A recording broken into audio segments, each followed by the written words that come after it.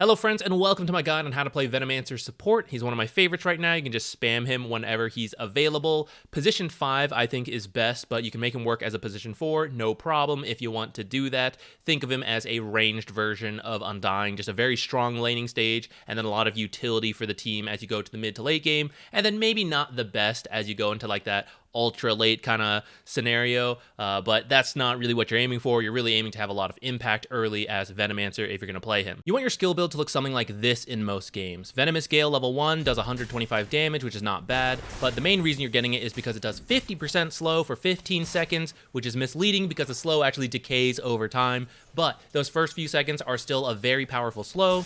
Especially if you combine it with a blood grenade. That's probably your first blood kill potential right there. At bounty runes or in the laning stage, someone walks up too far, you hit them with a Venomous Gale, then they just gotta like slowly run back to the tower, and you're hitting them, your offlaner, your carries, you're there hitting them, right? Tons of damage in that way. So that's like the true value of Venomous Gale.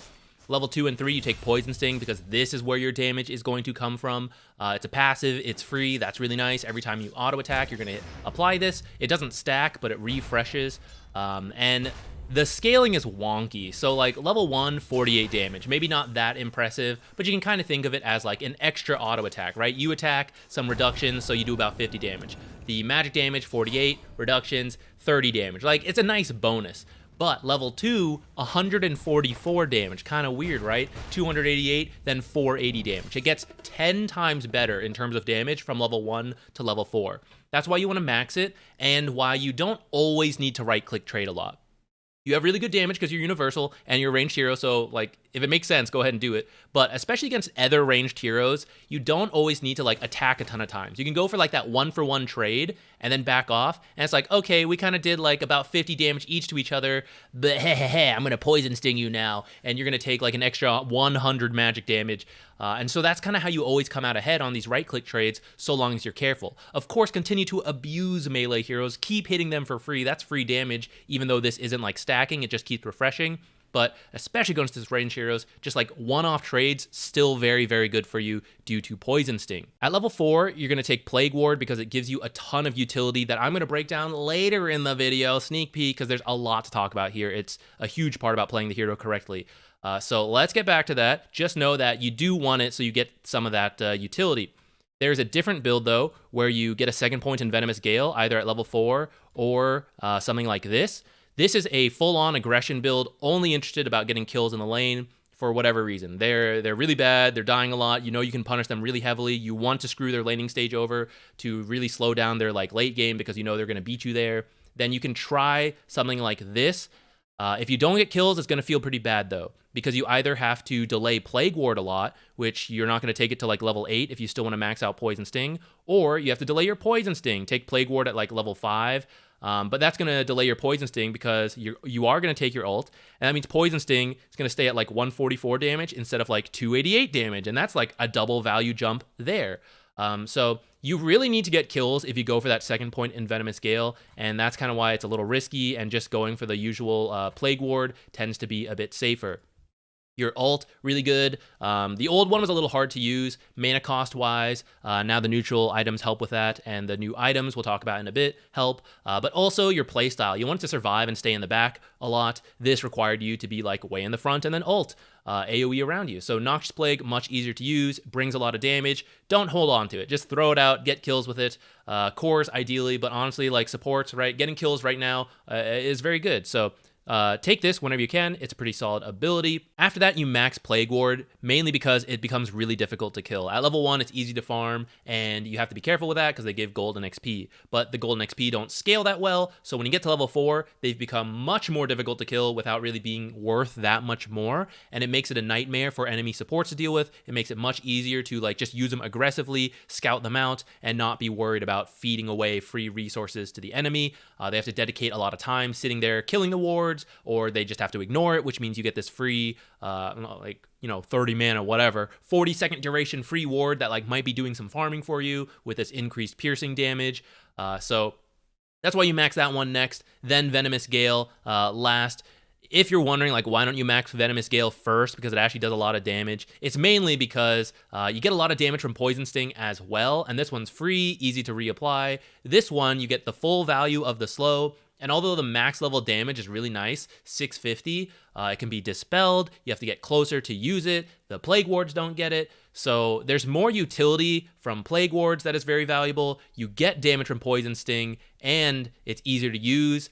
This only gives you more damage, but like I said, you get the other stuff from here, so there's no real reason to max this. If you're against a Huskar or something, take this level 10 talent as soon as you can. It's really good to reduce the enemy healing reduction, but some games you don't really quite need it, so you can go ahead and like max Plague Wards first, or even max Venomous Gale if you really think it's like not that useful. I personally don't really love this -5 Venomous Gale CD, even if I'm getting the Ags. I don't know. I don't love it. I think like the 20 regen reduction is pretty good, even in games where it's like not amazing. Like eventually people get regen reduction from just items they get. So I think it's pretty solid. Preemptively counter any late game hearts that anyone wants to buy. So I like it. Maybe 10, maybe a little later. 15, this Poison Sting slow, very good. Just general kiting. Level 1, or like the default poison slow at 14%. If you think of a hero that has like 345 movement speed, which is about average, they're going to lose about 48 movement speed from 14% and 75% movement speed once you take this talent. And that's a lot, especially because you have Plague Wards just applying it everywhere. It lasts 15 seconds. So all these mid to late game team fights where your team is just always faster is very nice for you. At level 20, this ends up being 7.5% max HP extra damage, which I think is pretty good, especially considering that the ult can scatter to other heroes. So you might be doing like a third of every hero's HP just as a position 5, which is a ton of damage. The Plague Wards, I just feel like by the time you're level 20 as a support, we're really late into the game, which means cores just like insta-kill the Plague Wards. Yeah, you could get this 2.5 Plague Ward talent, but like to get to 25 as a support takes forever. And so like, I don't know. I just don't love this. I think this, like late games tend to be about like who wins the fights. And this 200 attack speed is a huge amount to be affecting the whole aura with, in particular, like hopefully the enemy carry, right? And hopefully you kill that carry and kind of snowball from there. And I just think like this is a much slower approach. Maybe if I've been mega'd, I want these to like, specifically this one to like hold the mega base. But in most cases, I think this right talent's going to be better. For your items, just remember that you like really long, drawn-out fights so that your damage over time can really kick in. And you don't like very quick fights that like someone gets burst and killed and it's over. Especially you. You don't like being burst and killed. You're kind of low HP, especially at the start. And that reflects in all the items you buy. So starting items, we mentioned Blood Grenade really good to combo, so one of these. If you want to stick, sure. Sentries if you need them. Everything else, pretty much cheap stat items to tank up, so you can't be killed quickly, and you're a universal hero, so you get more damage from all of these. And then whatever regen you need, buy enough, and you want to play this war of attrition style, just poke, poke, poke, poke, poke, poke, right? And you're just whittling people down with Poison Sting and all your slows and everything like that. Early items, right? You need your boots, wand.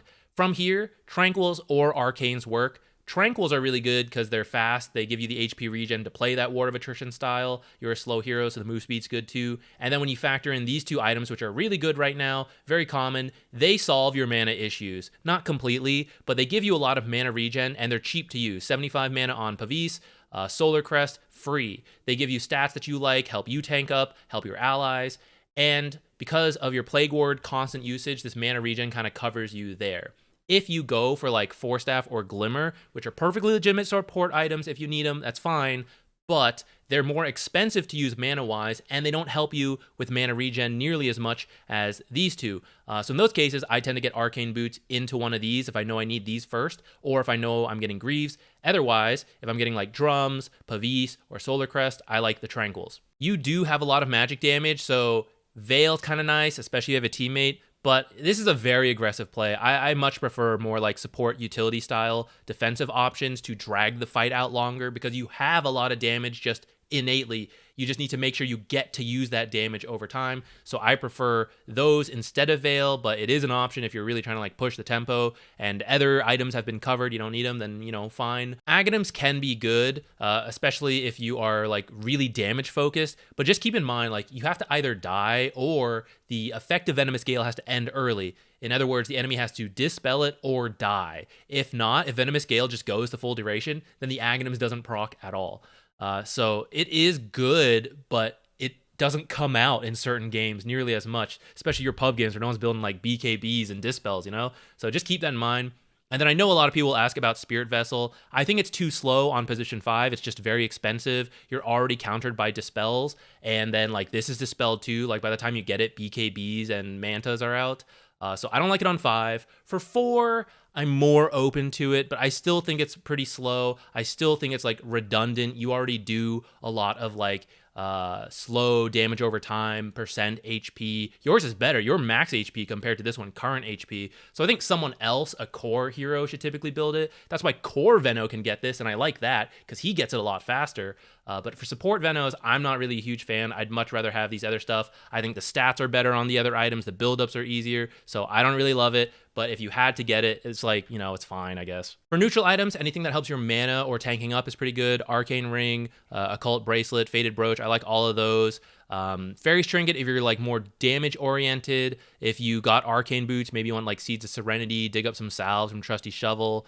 You know, those are all fine. From here, it kind of like starts to open up. If you're like, again, still looking for damage, you know, Grove Bow, Ceremonial Robe can be pretty solid, but it is kind of greedy. You know, I'd rather prefer sustain or tankiness. So like Vambrace, tank up, regen from Bullwhip, Ring of Aquila for the aura, for the regen. Lower cooldowns can be very nice because you're buying a lot of utility items, so getting to use those more along with Plague Wards more. Anything that gives you mobility is really nice because you're a slow snake just slithering around. Getting to like hop around is really good.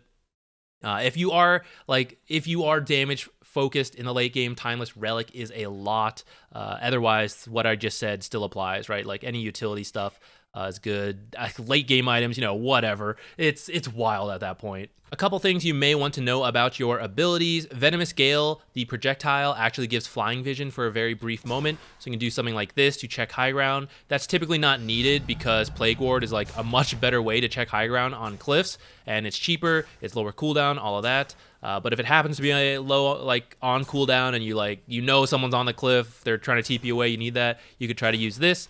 It's also good for like checking trees, which the Plague Wards can't, right? You can do it to find Monkey King, so that's another application. I mentioned it earlier, but just as a reminder, Venomous Gale does make people deniable. My English was not the best there, but once they're below 25% and affected by Venomous Gale, they can be killed by teammates so that you don't get the kill for it, so be a little careful of that. Venomous Gale can reach a little further than the indicator shows, so this Monkey King is at the edge, and we can go ahead and hit him any further, and you'll typically miss, but just know that you do have some extra range there. Poison Sting is flagged as HP removal. In most situations, that doesn't really matter to you, but what it does mean is that it doesn't cancel things like salves and blinks.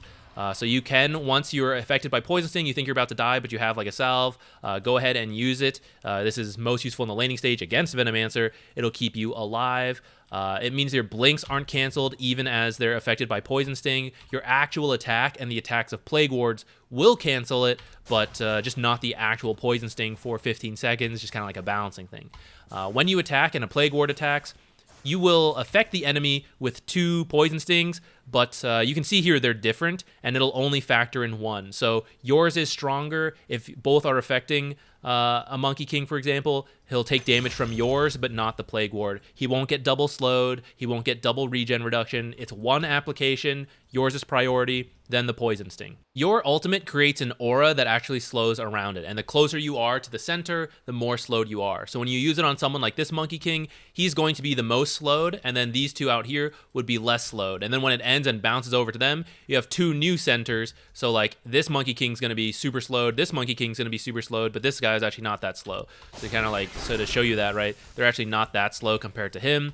It will not like bounce back and forth endlessly, so it will split once when you use it. They're now affected, and when it ends, it ends. It's not gonna like come back to this guy and continue to go on forever. Your Aghanim Shard latent toxicity doesn't really do much damage. The slow 10% is like fine, but not worth the price. The main thing is that it stuns anyone who dispels latent toxicity, and it pierces BKB. So that part is really good, but if they don't have dispels, then it's like, it's not very good.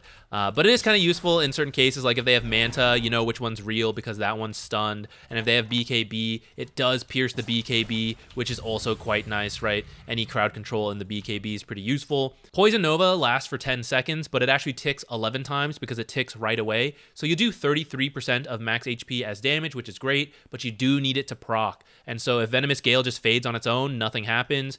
You could plan to die, but it's not a very good plan because you probably have other utility items you want to use repeatedly. You got like a Plague Ward, the damage over time. You want to survive in fights. So if they don't have a lot of dispels, the Ags is like iffy. But if you know you can kill certain heroes quickly, like say a support is dying, then it can be good to like go ahead and use Venomous Gale on them just so that they then die and proc Poison Nova. In the same way, Noxious Plague might be best to use on a certain tanky hero or a core that you want to reduce their attack speed if you have like that 25 talent. But if you see a support who's about to die and they're next to those heroes, you can go ahead and ult them because then you kill them and then it spreads over to everyone that you really did want to hit. But you can hit multiple heroes compared to like using it on just, say, a core hero, but they're not going to die right away. Then they might like break off from their team to prevent the split, or maybe they just don't dispel and they also don't die, which means like Poison Nova doesn't proc. So there can be a lot of value to like specifically targeting a weak hero that you usually wouldn't care about just because it will then split to the other heroes. All right, let's talk about Plague Ward. It does piercing damage, so 50% bonus to non-hero units. That's essentially like the creeps, the jungle creeps. Instead of 40 damage, you're doing 60 damage. And then to heroes and buildings, you're doing 50% less. So you're doing like 20 damage per hit. Now, it doesn't activate block, so like Crimson Guard doesn't work against it, so that's kind of nice.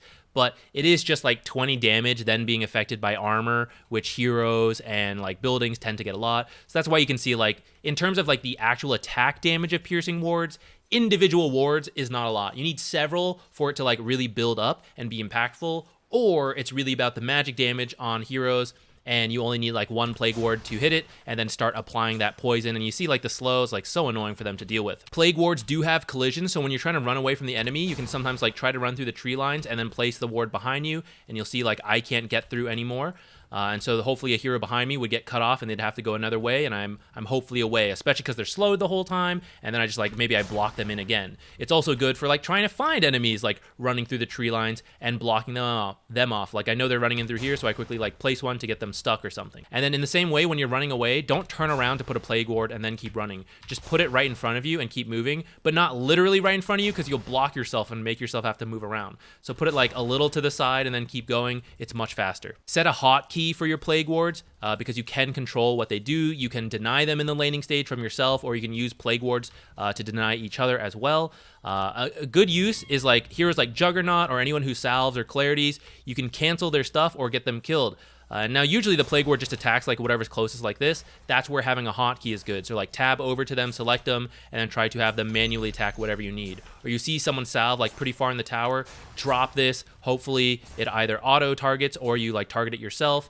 Maybe you're feeding it away. They're going to get some golden XP, but you know, canceling a salve or a clarity is totally worth it. Plague Wards do block camps. So if you want to block the enemies, go ahead. Or if you're like farming your own stuff and it's going to get close to stack, just make sure you don't put your Plague Wards in the box. Otherwise, you're blocking your own money. Neutral creeps and lane creeps will not prioritize wards if you're in the area. So especially when you're farming, try to like stay in the area and just like kite the creeps for your wards. And eventually you do a couple auto attacks yourself. Try to like hit both the creeps first so that your poison sting is actually applying. And then if you're too far away, then they'll kill your Plague Wards, which if your Plague Wards are maxed, not a huge deal. But in the early levels where they die really easy, you saw I got hit twice and it's almost dead.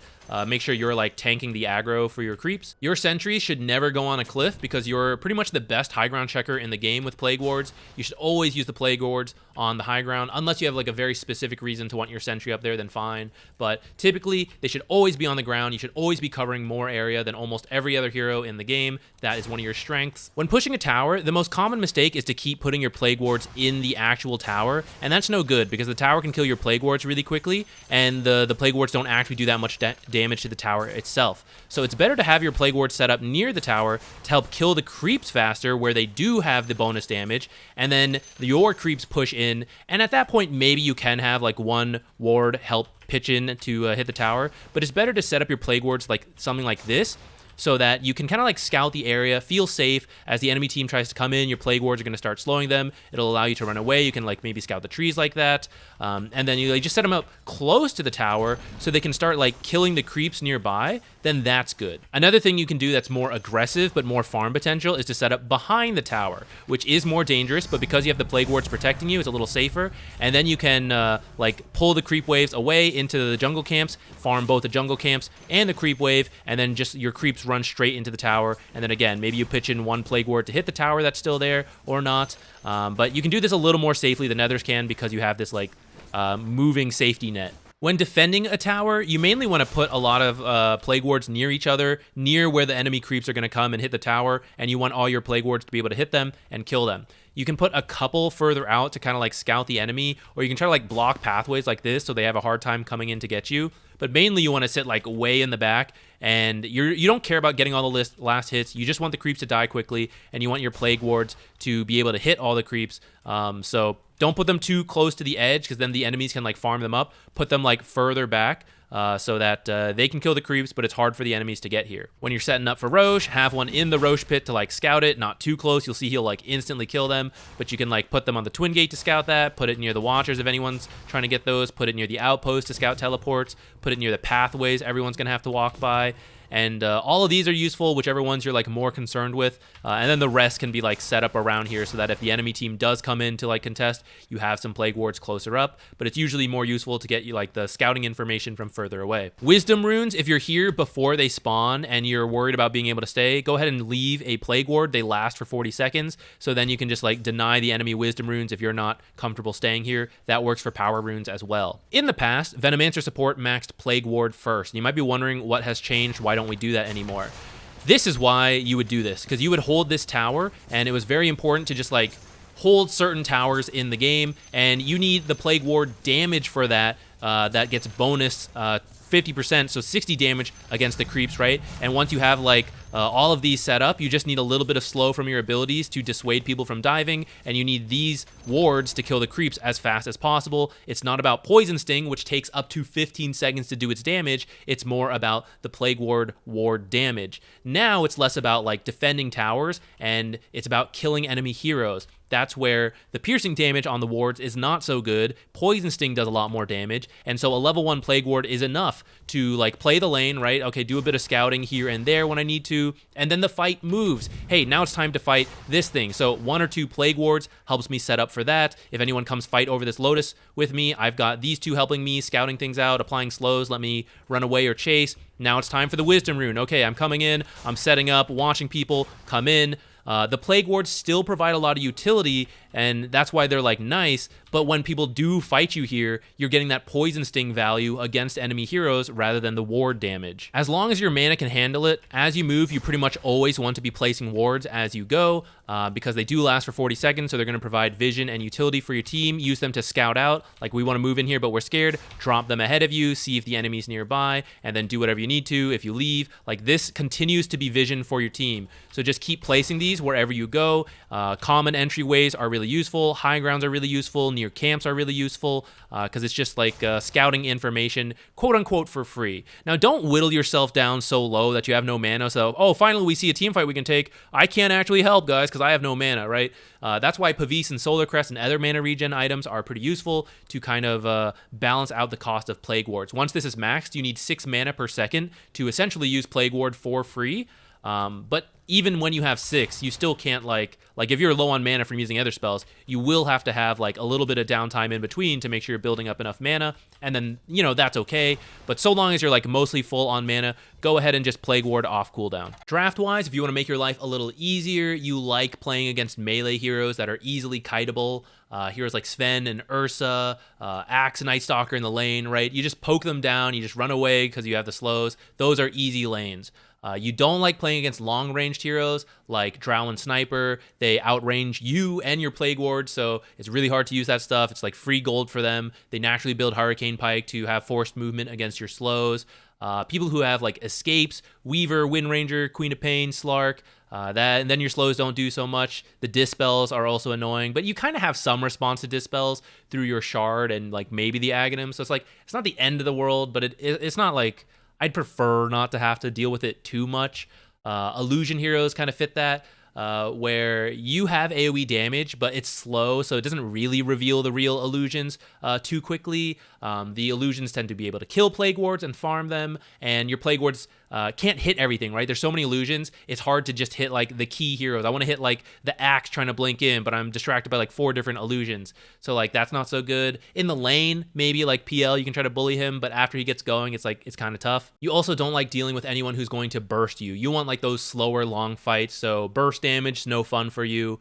You do like playing against people who don't like damage over time, so like Faceless Void, Monkey King, TA, you're good against them. On your team, anyone who can do damage while you're slowing is good. Someone like Slark can aggressively pair well. You also would like someone who has like a stun or a way to cancel TPs, because that's a very common way to deal with Veno. Ult Q someone, they just TP home, and it's awkward. So having a stun on someone on the team who you're going to play with is very helpful. I prefer aggressive lanes. You can try to bully your way to protect a weak laner, but if they go on that weak laner, you don't actually have a save besides slows. And if they don't care about slows because they're like Weaver Shikuchiing through, then it's like you just kind of watch them die. It's a little awkward. So you're going to have to like go on the aggressive preemptively to just like keep queuing, keep attacking, like keep them low so they don't want to play aggressive. Because once they actually do, it's like, maybe I can't do that much. If you want to see more gameplay examples of Venomancer, then there's a video I made last week that you can check out, or come to my Twitch streams live in action feeding on 5 and 4, because I pick Venomancer pretty much whenever I can. But we still win even when we feed, so come learn, come see how to do that. Thank you for watching. Oh, if you want this build to show up in your games, by the way, also in the description, click it, follow it, then you can find it in the game. Thank you. See you in another video.